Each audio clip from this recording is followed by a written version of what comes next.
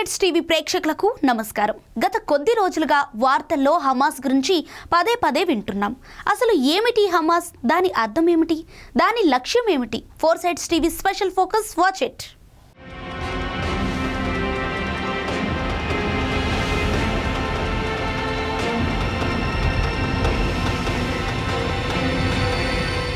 Israel పాలస్తీనా తీవ్రవాద సంస్థ హమాస్ మధ్య మళ్లీ వివాదం చెలరేగింది. ఇజ్రాయెల్ పాలస్తీనా మధ్య వివాదం ఇప్పుడు కొత్తగా వచ్చింది కాదు. ఈ రెండు దేశాల మధ్య వైరం గత 100 ఏళ్లకు పైగా కొనసాగుతోంది. హమాస్ పాలస్తీనాలో అత్యంత శక్తివంతమైన సంస్థగా అవతరించింది. ప్రస్తుతం హమాస్ పాలస్తీనాలో అత్యంత శక్తివంతమైన ఉగ్రవాద సంస్థగా కొనసాగుతోంది. ఇది పాలస్తీనాలోని ఇస్లామిక్ సంస్థలలో అతిపెద్దది. ఈ సంస్థ పూర్తి పేరు హరాకత్ అల్ ముఖ్వామా అల్ ఇస్లామియా, అంటే ఇస్లామిక్ రెసిస్టెన్స్ మూవ్మెంట్. 1980లో షేక్ అహ్మద్ యాసిన్ దీనిని స్థాపించాడు. ఇజ్రాయెల్పై తిరుగుబాటు చేయడానికి దీన్ని స్థాపించారు. ఈ క్రమంలో హమాస్ ఇజ్రాయెల్పై ఇప్పటి వరకు అనేక సార్లు దాడి చేసింది. ఇందులో అనేక ఆత్మాహుతి దాడులు కూడా ఉన్నాయి. 1970 చివర్లో ఇస్లామిస్ట్ ముస్లిం బ్రదర్హుడ్తో కలిసి హమాస్ కార్యకర్తలు స్వచ్ఛంద సంస్థలు, క్లినిక్లు, పాఠశాలల నెట్వర్క్ను స్థాపించారు. 1967లో జరిగిన 6 రోజుల యుద్ధం తర్వాత Israel Gaza strip, west bank ను ఆక్రమించిన దర్మిలా హమాస్ కార్యకర్తలు చురుకుగా మారారు. ఈ ప్రాంతాల్లో ముస్లిం బ్రదర్హుడ్ కార్యకలాపాలు సాధారణంగా అహింసాత్మకమైనవి. అయితే ఆక్రమిత భూభాగాల్లోని అనేక చిన్న సమూహాలు ఇజ్రాయెల్ కు వ్యతిరేకంగా జిహాద్ లేదా పవిత్ర యుద్ధానికి పిలుపునివ్వటం ప్రారంభించాయి. 2006లో గాజాలో తిరుగుబాటు చేసి 2007లో గాజాను పూర్తిగా ఆక్రమించిందంటే హమాస్ ఎంత శక్తివంతమైనదో అంచనా వేయవచ్చు.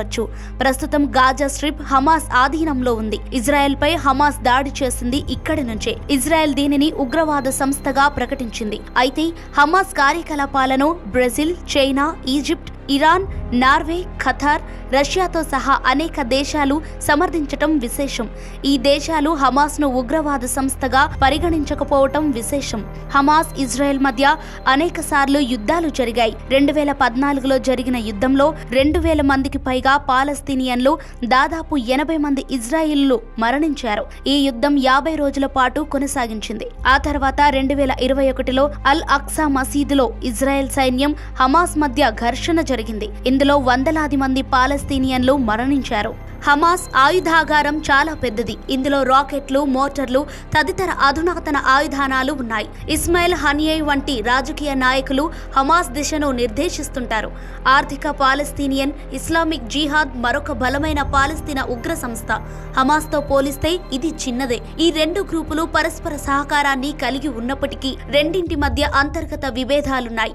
గాజాలోకి దిగుమతి చేసుకునే ఈజిప్టు వస్తువులపై వచ్చే పన్నుల నుండి హమాస్ నెలకు 12 మిలియన్ల వరకు వసూలు చేస్తోంది. ఇరాన్ హమాస్ కి నిధులు, ఆయుధాలు అందిస్తూ కార్యకర్తలకు శిక్షణ ఇస్తోంది. ఇజ్రాయెల్ పాలస్తీనా మధ్య 13 ఏళ్లలో 4 సార్లు యుద్ధాలు జరిగాయి. 2008 నుండి 2009, 2012, 2014, 2021లో 2 దేశాల మధ్య యుద్ధాలు జరిగాయి. యుద్ధం కారణంగా పాలస్తీనియన్ల వివాదం మరింత పెరుగుతోంది.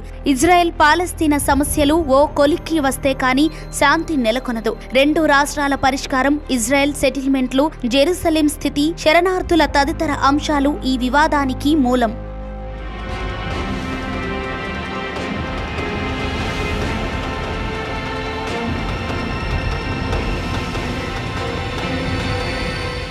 ఇవి ఇప్పటివరకున్న అప్డేట్స్. మరిన్ని అప్డేట్స్ కోసం చూస్తూనే ఉండండి ఫోర్ సైడ్స్ టీవీ.